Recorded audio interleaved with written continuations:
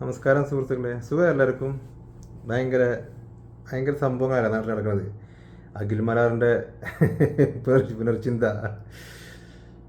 പേളിയുടെ കോപ്പ് അല്ല മാപ്പ്, വേറെ എന്തൊക്കെയോ പ്രശ്നങ്ങൾ.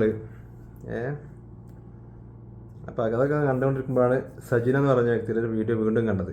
പശുവും ചത്ത്, മോരിലെ പുളിയും പോയി, ആശാരിച്ചിക്ക് പിന്നെ മുറുമുറുപ്പ് പറഞ്ഞ അവരുടെ അവസ്ഥ നമുക്ക് എന്തായാലും കാണാം. കാരണം അവർ ചെയ്യുമ്പോൾ മാത്രം ഓഹോ, നമ്മൾ ചെയ്യുമ്പോൾ മാത്രം ഏഹേ പാടില്ലല്ലോ. ആരെങ്കിലൊക്കെ ഇതിനെക്കുറിച്ച് റിയാക്ട് ചെയ്യണ്ടേ? റിയാക്റ്റ് അല്ല, പക്ഷെ എന്തായാലും എന്ത് വിചാരിച്ചാലും കുഴപ്പമില്ല.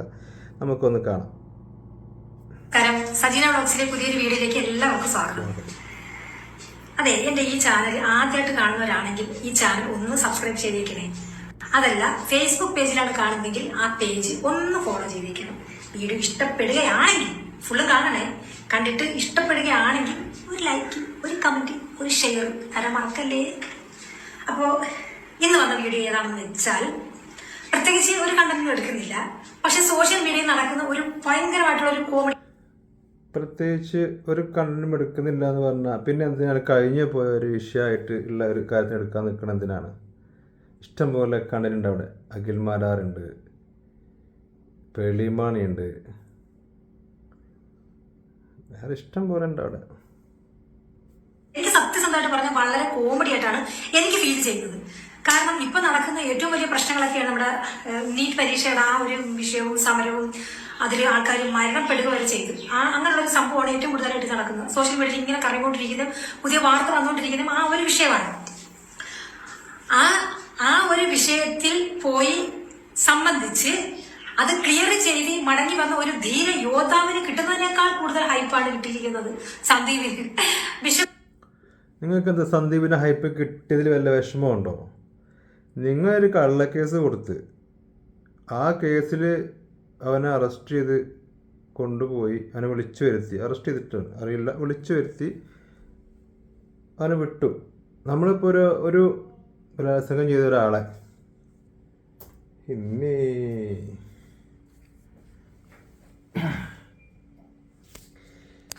ഈ സാധനം കുത്തിയിട്ടില്ലേ, ഇല്ലെങ്കിൽ പിന്നെ ഇങ്ങനെ കലപ്പറ്റ കാര്യമില്ല കുത്തിട്ടോ. എന്താ വിഷയം വെച്ചാല്, നമ്മൾ അയാളെ അറസ്റ്റ് ചെയ്ത് കൊണ്ടുപോയാൽ, ബലാത്സംഗ കേസിൽ അറസ്റ്റ് ചെയ്ത് കൊണ്ടുപോയാല് അയാൾ ഇറങ്ങുമ്പോ അയാളെ നമ്മൾ കല്ലെറിയുന്നില്ലേ? ഇല്ലേ? ഇവർ കള്ളക്കേസിൽ കൊണ്ടുപോയ ഒരാളെ തിരിച്ചിറക്കുമ്പോ എന്തിന് നിങ്ങളെ ചെരുപ്പടിക്കുമെന്ന് പറഞ്ഞ ആളെ നിങ്ങൾ എന്തെങ്കിലും ചെയ്തോ? ഇല്ലല്ലോ. എന്തോരം ആൾക്കാർ പറഞ്ഞു, എന്തോരം ആൾക്കാർ ബിഷപ്പിന്റെ കാര്യങ്ങൾ പറഞ്ഞു, നിങ്ങൾ എന്തെങ്കിലും പറഞ്ഞു? കേസ് കൊടുത്തോ? ഇല്ലല്ലോ. അപ്പം സന്ദീപിന് മാത്രം പറഞ്ഞപ്പോ എന്തുകൊണ്ടായിട്ടല്ലേ? അപ്പൊ പിന്നെ അങ്ങനെ തന്നെ ആയിരിക്കും കേട്ടോ. അതിന് വലിയ ഇത് തരുന്ന കാര്യമില്ല. നോബി ഫിലിപ്പ് അമ്പലവേലി എന്നൊക്കെ നിങ്ങളുടെ വാക്കുകൊണ്ട് വിളിക്കുന്നത് കേൾക്കുമ്പോൾ ഭയങ്കര സന്തോഷമുണ്ട്. പണ്ട് വിഷപ്പാമ്പ് എന്നും വേറെ കുറെയൊക്കെ വിളിച്ചു പറഞ്ഞ ആൾക്കാരാണ് കാലം പോയപ്പോക്കെ. യൂട്യൂബ് ചാനലായാലും ഫേസ്ബുക്കിലായാലും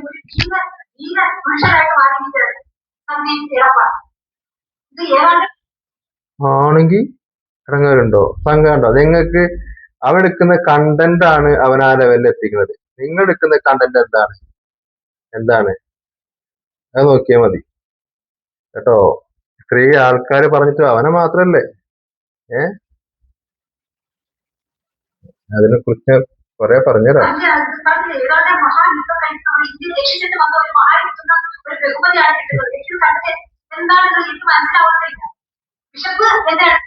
എനക്ക് മനസ്സിലാകൂല. എനക്ക് മനസ്സിലാകണേ കുറച്ചിത് വേണ്ടേ? മഹായുദ്ധം തന്നെയായിരുന്നു. സമ്മതിച്ചു നോക്കുകയാണെങ്കിൽ അവൻ എന്തൊക്കെ കാര്യങ്ങളാണ് എടുത്ത് പുറത്ത് കിട്ടത്. അത് അറിയാനില്ലല്ലോ.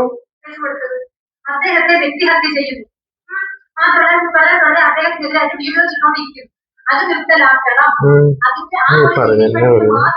എനിക്കിത് വേറെ വഴിയില്ല. ആ കേസ് കൊടുക്കുകയും അതിന് സന്ദീപിനെ അറസ്റ്റ് ചെയ്യുകയും ഒരു ദിവസം ഫുള്ള് സ്റ്റേഷനിലുണ്ടായിരുന്നു. അത് ഇന്ന നമുക്ക് പറയാൻ പറ്റത്തില്ലല്ലോ. ഈ പറഞ്ഞു മെഴുകി സന്ദീപിനെ പുരുഷന്റെ ആര് മെഴുകുന്നത്? ആരാ മെഴുകിയത്? ആരാ മെഴുകിയത്? കേസ് കൊടുത്ത് എന്താ ഇത് കളയാനോ? എന്തിനാ കളയാൻ വേണ്ടി പറഞ്ഞു? ഇല്ലാത്തതാണെന്നുണ്ടെങ്കിൽ അവിടെ കടന്നോട്ടെ. ആരെങ്കിലും എന്തെങ്കിലും പറഞ്ഞു വെച്ച പോലെയായിരുന്നോ? കൊണ്ടു. ആർക്ക്? ബിഷപ്പിന് കൊണ്ടു. ഇത് മൂടി വെച്ച പലതും പുറത്തേക്ക് വരും എങ്ങനെയാണെങ്കിലും തോന്നി. ബിഷപ്പ് കേസ് കൊടുത്തു. അതും വേറെ അത് ഇങ്ങനെ സംഭവം ഉണ്ട്. അതില് എന്താ പറയാ, ഒരു വോയിസ് ഓവർ പുറത്തേക്ക് വിട്ട് സപ്പോർട്ട് ചെയ്തപ്പോ അതിന്റെ മനസ്സിലായില്ലേ? എല്ലാം കൂടി ഒരുമിച്ച് അങ്ങോട്ട് നോക്കിയതാണ്.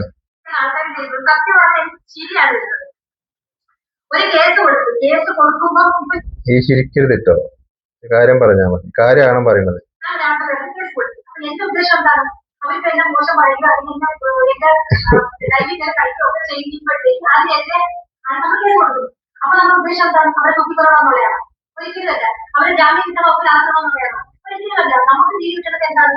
നമ്മളെ മോശം പറയുന്നത് നിർത്തുക, ചെയ്തിട്ടുള്ള വീഡിയോസ് ഡിലീറ്റ് ചെയ്ത് കളയുക. ഈ മേലിൽ അവരെ ഞങ്ങളൊക്കെ കേസ് കൊടുക്കുകയാണെന്നുണ്ടെങ്കിൽ ഞങ്ങളെ മേലെ അല്ലാത്തൊരു കാര്യം പറഞ്ഞു കഴിഞ്ഞാൽ ഇത് പകരം ശിക്ഷിക്കണം എന്ന് പറഞ്ഞാണ്ട് കേസ് കൊടുക്കുക. അല്ലാതെ ഇതുവരെ പറഞ്ഞ കാര്യങ്ങൾ ഒഴിവാക്കണം അങ്ങനെയൊന്നുമല്ല. ശിക്ഷിക്കണം എന്ന് പറഞ്ഞാണ്ട് കേസ് കൊടുക്കുക. അച്ഛന് ശിക്ഷിക്കണമെന്നൊന്നുമില്ല. അച്ഛന് അങ്ങനത്തെ കാര്യങ്ങൾ ശിക്ഷിക്കുക എന്ന് പറഞ്ഞാല് അത് ഉള്ള കാര്യം ഇല്ലാത്ത കാര്യമായിരിക്കണം, എന്നാലേ ശിക്ഷിക്കാൻ പറ്റുള്ളൂ. ഉള്ള കാര്യത്തിന് ശിക്ഷിക്കാൻ പാടില്ല, വകുപ്പില്ലല്ലോ. ഇത് ഇത് ഇത് ഒഴിവാക്കിപ്പിക്കണമായിരുന്നു അച്ഛന്. അതല്ലേ പറഞ്ഞു വരുന്നത്. ഈ സംഭവം എന്താ അറിയോ, ഇവരെന്നെയാണ് ഇവരൊപ്പം നിൽക്കുന്ന ആൾക്കാരെ എക്സ്പോസ് ചെയ്യിക്കുന്നത്. ഭയങ്കര രസം. ഇത് ഭയങ്കര രസമാണ് ആ കാര്യം. നിങ്ങൾ ഇവരെ വീഡിയോ നോക്കി ഇവരെ കുറിച്ച് ഇവർ സപ്പോർട്ട് ചെയ്യുന്നത് പറഞ്ഞാണ്ട് ഇവര് രേണുവിനായിക്കോട്ടെ അച്ഛനായിക്കോട്ടെ ഒക്കെ ഇവരെന്നെ കാണിച്ചിരുന്നു.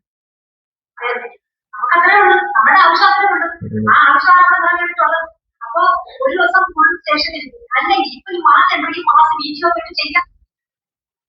ആവശ്യം നിറവേറ്റുന്നില്ല, കേസ് കഴിഞ്ഞിട്ടില്ല. അത് സന്ദീപിന് അനുകൂലമാണെന്നുണ്ടെങ്കിൽ സന്ദീപ് ഇനിയും കഥ പറയും. കഥ പറഞ്ഞിട്ടുണ്ടെങ്കിൽ കാണിച്ച സന്ദീപ്. ഇങ്ങനെ പോലീസ് പോകാതെ അത് നേരത്തെ പിടിച്ചു വരുന്ന സമയത്ത് വീട്ടിൽ വന്നില്ല, സ്റ്റേഷനിൽ വന്നിട്ട് കാര്യങ്ങൾ തന്നെ അന്ന് തന്നെ തിരിച്ചു പോയിരുന്നെങ്കിൽ ഓക്കെ, അത് അത്ര കിട്ടുള്ളൂ.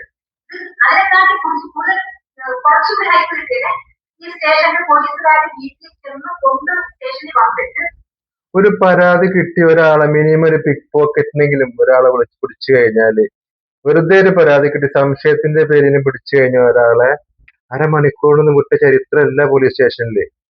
അവര് ചോദിച്ചറിഞ്ഞ് എല്ലാം നോക്കിയാണ്ട് ഇവിടെ ഉള്ളൂ. പിന്നെ ഇങ്ങനെ കേസ് കൊടുത്ത 24 മണിക്കൂർ നിന്നോ? ഇല്ലല്ലോ. രാത്രി കൊണ്ടുപോയി രാവിലെ വിട്ടു, ഇല്ലേ? ഇങ്ങനത്തെ ഒരു കേസായിട്ട് കൂടി അത്രയല്ലേ ആയിട്ടുള്ളൂ. മറ്റൊരു ദിവസം ഭയങ്കര സംഭവമായി. അവന്റെ ഫോൺ ചെക്ക് ചെയ്തു, ലാപ്പ് ചെക്ക് ചെയ്തു, എല്ലാം നീ ഇരിക്ക് ചെക്ക് ചെയ്യട്ടെ എന്നും അങ്ങനെയൊന്നുമില്ലല്ലോ. ചോദിച്ചറിഞ്ഞ് എല്ലാം സെറ്റാക്കി. ഓക്കെ, ശരി. അത് സ്റ്റേഷൻ ജാമ്യത്തിൽ കേട്ടോ, ഒറ്റക്കല്ലേ. ഇതിനാണ് നിങ്ങൾ ഇങ്ങനെ ഭയങ്കര പുളകം കൊള്ളുന്നത്. പ്ലേ ആകാൻ കിട്ടും.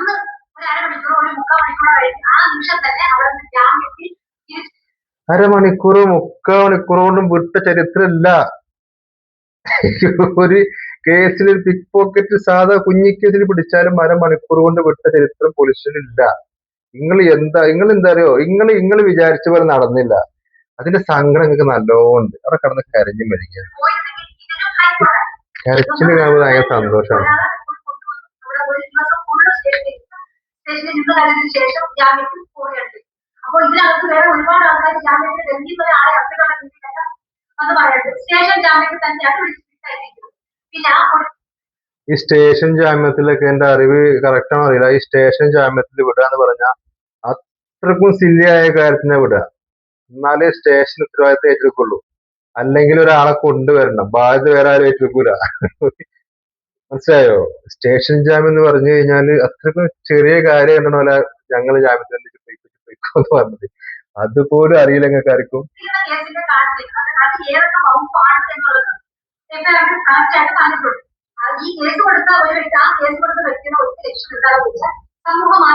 ഈ കേസിന്റെ കാര്യം പറഞ്ഞപ്പോ ഒരു കാര്യം, ഞാൻ ഒരു കാര്യം ചോദിക്കട്ടെ. നിങ്ങൾ ആദ്യം പറഞ്ഞു രേണു കേസ് കൊടുത്തിട്ടാണ്, പിന്നെ പറഞ്ഞു അച്ഛൻ കേസ് കൊടുത്തിട്ടാണ്, പിന്നെ അച്ഛന് രേണു കേസ് കൊടുത്തിട്ടാണ്, ഇപ്പൊ പറയുന്നു അച്ഛൻ കേസ് കൊടുത്താണ്. ഇത് ആദ്യം അറിയാം അച്ഛൻ കൊടുത്ത കേസാന്ന് അറിയാം. ഈ അച്ഛൻ കൊടുത്ത കേസ് രേണു എടുത്തുകൊണ്ട് പൊക്കി പിടിച്ച് നടന്നേന്. എന്നിട്ട് രേണു എടുത്തുകൊണ്ട് ഒരു വീഡിയോ പോസ്റ്റ് ചെയ്യുക, രേണുവിനെ പറഞ്ഞ ആൾക്കാരെ പിടിക്കാൻ തുടങ്ങിയെന്ന് പറഞ്ഞെങ്ങാണ്ട്, എന്നിട്ട് പഴയൊരു വോയിസ് ഓവർ കൊടുത്തേക്കുക ആ വീഡിയോക്ക്. പിന്നെ മാതാവേ എന്ന് പറഞ്ഞൊരു പാട്ടൊക്കെ കൊടുത്തുങ്ങാണ്ട്, ഒരു ഭക്തിഗാനം കൊടുത്തുങ്ങാണ്ടൊക്കെ ഭയങ്കര സന്ദീപ് സ്റ്റേഷനിൽ കയറുമ്പോ ആ സമയത്ത് കൊടുക്കേണ്ട പാട്ടാണത്. അതിന്റെ അർത്ഥം എന്താണ്? അതിന് അർത്ഥം വെച്ച് ഈ ഒരു പാക പിടിച്ച മനസ്സിലൊരു വ്യക്തി കൊടുക്കുന്നതിന്റെ അല്ലെ? അങ്ങനെയെങ്കിൽ ഇവർ ആർക്കൊക്കെ ഞങ്ങൾ കേസ് കൊടുക്കണം? ഇപ്പൊ ആരെ പിടിച്ചു? ഞാൻ ആരെങ്കിലും പിടിച്ചോ? ഇല്ലല്ലോ. കൂടി എന്നെ വ്യക്തിഗതം ചെയ്യാൻ പാടില്ല, എന്റെ കമ്മ്യൂണിറ്റിയെ ചോദ്യം ചെയ്യാൻ പാടില്ല എന്നുള്ള ആ ഒരു ഒറ്റ കാര്യത്തിലാണ് കേസ് കൊടുക്കും. അല്ലാതെ കമ്മ്യൂണിറ്റി ഇതാണ് കള്ളക്കേസ് എന്ന് പറഞ്ഞു കേട്ടോ. കമ്മ്യൂണിറ്റിയെ എവിടെയാണ് സന്ദീപ് ചോദ്യം ചെയ്തത്? ഇൻഫാക്ട് സന്ദീപ് അച്ഛന്റെ പേര് പോലും പറഞ്ഞിട്ടില്ല. മാത്രമല്ല ഇപ്പൊ അങ്ങോട്ട് കൊണ്ടുചെല്ലാൻ പുള്ളിക്കൊല്ലം ആൾക്കാരായിരുന്നു. എന്ത് പറ്റി? പക്ഷെ അവരാണ് എഴുതുന്നത്. അവര് കിടന്ന് അവരുടെ നാണക്കേടും അത് മാറ്റാൻ വേണ്ടി ഇതൊന്നും കുറെ അന്ത ഫാൻസിന്റെ കമന്റ് അതിന് ബിഷപ്പിനെയൊന്നും പറഞ്ഞിട്ടുണ്ട്. ബിഷപ്പിന് കൊണ്ടേന്ന് എന്ത് അയാൾ പറഞ്ഞ ആ കഥ കേട്ടിട്ടും ആ കഥ വായിച്ചിട്ടും ഒരു സംശയം പോലും ഇല്ലേ ബിഷപ്പിന്റെ ആള് പറഞ്ഞു അല്ല ഭാര്യമായി ബിഷപ്പിനെ പറഞ്ഞതാണോ അല്ലേ എന്ന് ആർക്കെങ്കിലും അറിയില്ലെന്നൊക്കെ രണ്ടാമത്തെ കാര്യം. ബിഷപ്പിന് ആരും പറയാതെ മനസ്സിലായി ഇതിന്നെ ഉദ്ദേശിച്ചാണ്. കാരണം എന്താ? ബിഷപ്പിന് അറിയാം ഞാൻ ചെയ്തത് അത് ഞാൻ ചെയ്താണല്ലോ. അങ്ങനെ മനസ്സിലായില്ലേ? ബിഷപ്പിന്റെ എല്ലാ സംഭവങ്ങളും പതുക്കെ പുറത്ത് പിടിച്ചു. ബിഷപ്പ് വേഗത്തിന്റെ വായടിച്ചു. വോയിസ് ഓവറിന്റെ പ്രശ്നമുണ്ട്. അങ്ങനെ സംഭവമുണ്ട്. നിങ്ങൾ എല്ലാരും മറ്റേ അതിന്റെ ആൾക്കാരാണ്. മനസ്സിലായ ആ കംപ്ലൈന്റ് തന്നെ ബിഷപ്പിന്റെ പിക്ചറാണ് ബിഷപ്പ് അല്ലാതാവുന്നത്. അദ്ദേഹം തന്നെ ആണെന്ന് അറിഞ്ഞുകൊണ്ടാണ് അദ്ദേഹം കേസ് കൊടുത്തത്. അതെങ്ങനെ വേറൊരാളുടെ മുഖം ആയിക്കൂടെ? അതിനുള്ളിൽ നിങ്ങൾ എന്താ കറുപ്പിച്ച ഭാഗത്ത് വേറൊരു മുഖം ആയിക്കൂടെ? അത് മാത്രമല്ല അദ്ദേഹത്തിന്റെ എനിക്ക് അറിയാൻ പറ്റുന്ന വേറെ എനിക്ക് ഏറ്റവും എനിക്ക്